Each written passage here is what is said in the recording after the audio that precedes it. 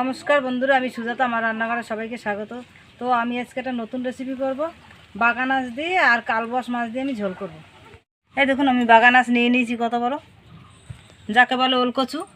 আর এই দেখুন, আনতে বলেছি চিংড়ি মাছ দিয়ে বাগা মাছ দিয়ে রান্না করব। সে নিয়ে কালবাস মাছ নিয়ে এসছে, আর মাছের তেলও নিয়ে এসছে। দেখুন, চিংড়ি মাছ আনিনি তো কী করবো এখন, তার জন্য ভাবছি যে আমি এই কালবাস মাছ দিয়েই রান্না করব ওলকচু কেটে নিচ্ছি আমি আগে।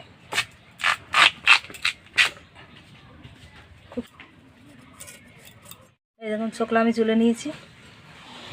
এখন আমি এইভাবে কেটে নেব, এরকম করেই কাটবো। সব কাটা হয়ে গেছে দেখুন।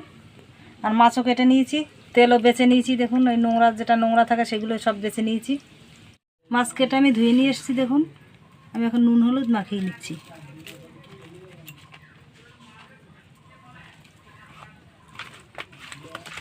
কড়াই গরম হয়ে গেছে, আমি এখন তেল দিয়ে দিচ্ছি। নুন হলুদ মাখিয়ে নিয়েছি। এখন আমি তেল গরম হয়ে গেছে, ভেজে নিচ্ছি মাছ। শুকনো লঙ্কা বেটে নিচ্ছি। মাছ এপিট হয়ে গেছে, এখন আমি উঠিয়ে দিচ্ছি। ভাজা হয়ে গেছে, আমি এখন তুলে নিচ্ছি।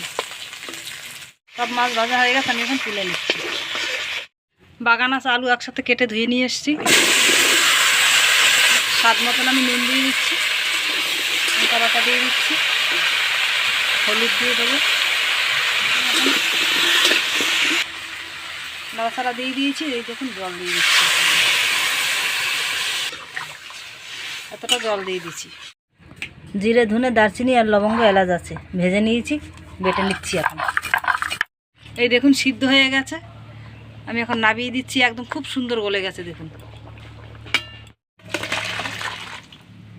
কড়াই গরম হয়ে গেছে, তেল দিয়ে দিচ্ছি।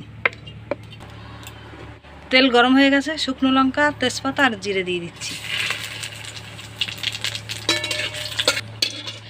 লাল করে ভাজা হয়ে গেছে, ঢেলে দিচ্ছি আমি। আর মশলা আমি দিয়ে দিচ্ছি। ভেজে রাখা মাছ দিয়ে দেবো ওর মধ্যে। মাছের ঝোল রেডি, আমি এখন নামিয়ে দেবো। বাগা মাছ দিয়ে মাছের ঝোল রেডি। আর কিভাবে রান্না করেছি দেখলেন তো। তো এরকমই আপনারাও রান্না করে খেয়ে দেখবেন কেমন লাগে।